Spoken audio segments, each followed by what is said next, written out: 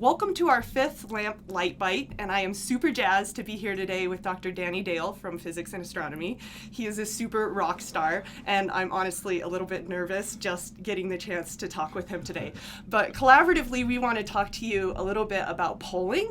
And so there are many ways to poll students, but in a lot of ways they have the same advantages. So on our spectrum, this may take a little bit less activation energy than some of the other things that we've talked about.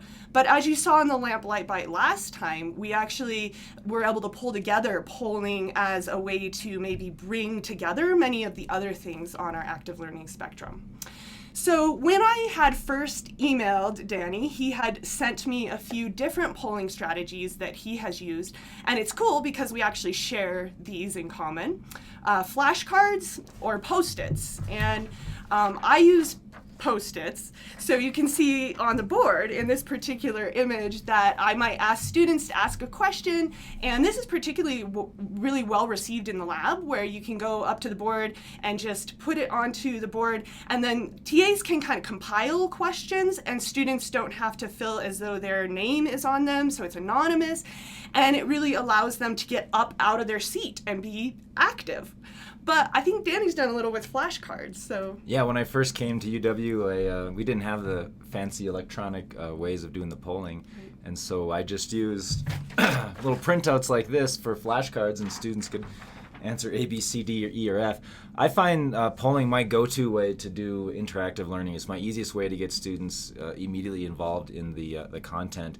And I see that Rachel's using questions from the students themselves. I haven't done that. It's an interesting idea. I mostly just do follow-up questions on what we've been talking about in class. Right. So I think there's just a lot of diverse ways, and I agree with Danny that it really is one of the best ways to get students engaged. So sometimes at the very beginning of the hour, I'll actually ask them just to pull in about what's on their mind, and it really immediately pulls them in. So I've actually never used the classroom response system, but Danny had said that he has at times. I avoided it just because it was an expense for the students. Yeah, not only did the students have to buy a clicker, and that clicker technology would change over the years. So first it was like infrared, then it was radio or something, and then you also had to register the clicker for the semester or the year. It was a double whammy in terms of extra costs, and as faculty who previously were students back in the day, we know about buying textbooks and buying food, and so I love the ability to get rid of the CPS system as soon as we could. Right, exactly. Yeah, I absolutely agree, and it turns out that students agree too. When I informally polled my class about polling, they said that they really would prefer using their cell phone. And I love, this is an adorable quote. They're better than clickers because 1, you don't have to buy new batteries all the time. You just recharge it. 2, we already have cell phones and we didn't have to buy something new. And 3, I never forget my phone. It is my life. So I think we all understand that at this point. I was a holdout, but it's now kind of my life. When I first did this, I think it was fall of 2011, I was worried that students, A, didn't have unlimited texting, and B, didn't even have a cell phone. I had 100 students that semester, and 100 students had had unlimited texting on their cell phones, and so they loved the switch to the cell phone technology. Yeah, absolutely. It's really something that's personalized, and I think along those lines really allows them to take their learning into their own space, and that's meaningful. We talked a little bit about that last time. So if you're interested in jumping onto the cell phone poll bandwagon, one of the great things about the university is that they went ahead and bought a license for Poll Everywhere, and this is a fantastic technology that you can use to allow your students to use their cell phones or their laptops or their iPads, whatever technology they happen to have with them. And so if you want to get an account, it's easy. Just go to uwio.edu/CTL for the Center for Teaching and Learning /IDT. And then over here on the quick links, you're actually going to see Poll Everywhere account request and Poll Everywhere training. So lots of resources. And this is Meg Van Balen, and she's the one who will be a primary contact for that. So Poll Everywhere pretty much rocks worlds. And students, I think, really do like using their cell phones. Another way to think of it is, you could be an old school curmudgeon and say, I don't want to have this newfangled technology. The other attitude to have is to embrace the technology Right. and require them to bring it. And I think, it taps into the affective domain that they want to be there, they want to Right. learn, and it's fun for them. Totally, exactly. There's this classic video of a professor like going out into the students and grabbing somebody's cell phone that went off or something and smashing it and stepping on it. And, and I guess that taps into the affective domain as well. But, Yeah, exactly. In the wrong way. In the wrong way. But I mean, it really takes as much energy to fight the cell phones as to bring them in, and then you get a positive.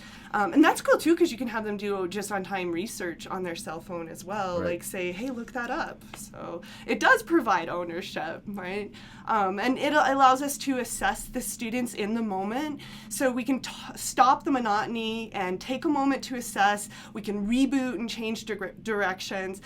So this is all like major advantages, and we can get like histogram printouts and ways of seeing whether the students are understanding. We can go back and stop, rather than just the blank stares. It's a little bit more, a little bit more trackable, I guess. I guess I find the ideal for doing polling is if the students are not following along based on their responses. Ideally, you would have something in your back pocket and slightly change your approach for the class meeting that time, instead of just plowing on, well, they don't understand it, let's just go to the next topic. Ideally, you'll have something ready to go, and that's where that's a good example of how active learning can be more challenging. Even though you're not always lecturing, you should be able to respond on the fly with a whole diversity of approaches. Yeah, and it challenges us to be more, not less knowledgeable Right. about our topic, Right. because we need to be able to respond to areas where there might have confusion, be able to exactly change directions in the moment.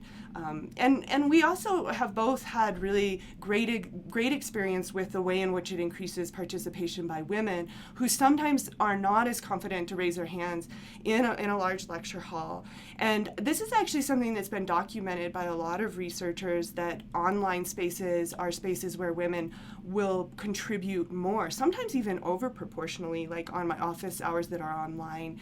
So a lot of research was done on that from about 2000 to 2006, a lot of publications on that. So. Yeah, it's the old story that some students don't want to stick out, raise their hands, look uncomfortable, but if they have their technology in front of them, they can just be an equal participant just like everyone else. Yeah, exactly. So it really increases inclusivity. I've never used it to track attendance.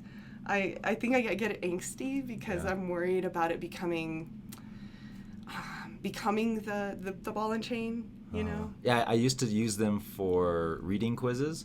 And then one student once told me, Danny, it doesn't matter if you assess for reading or not. We don't read anyways. And so I went away from reading quizzes to just attendance. Yeah. And sometimes some people who are experts in pedagogy will say the number one correlation for success in class is showing up. Yeah. And so that's sort of my argument that is my argument for taking absolutely. attendance. It makes a lot of sense. Yeah.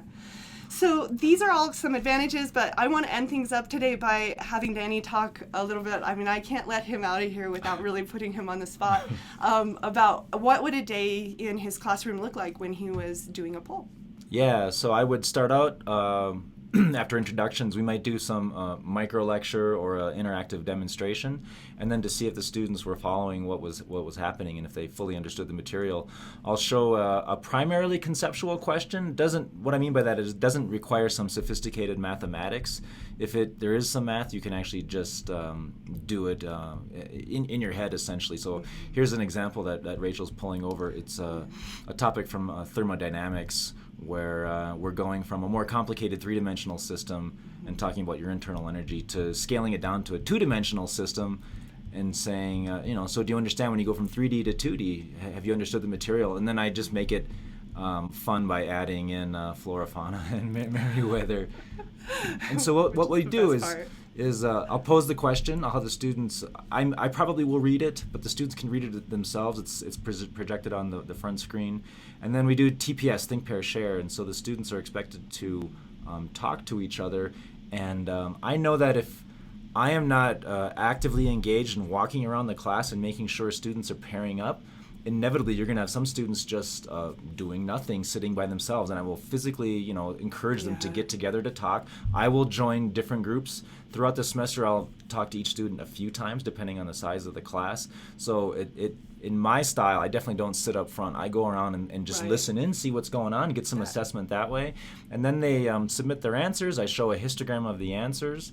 And then ideally, you might go back to it, have the students, after they've seen the histogram, talk about it again for 30 seconds, a little bit briefer amount of time, and then submit their answers again and see if they are swayed by their peers' answers or not, and you can get some decent discussions going that way. Yeah, that's great. I've often wondered actually about my loners and how much coaxing is the right amount to get them engaged with a group. And I guess my attitude is there can't be any loners, and when I ask a student, it helps if you know them by name, right, on day one or it's week everything. one. You say, Bill, talk to Jim, and you guys can talk about this. I think there are ways, if you have a good communication with your students, then the loner issue I didn't find is a problem.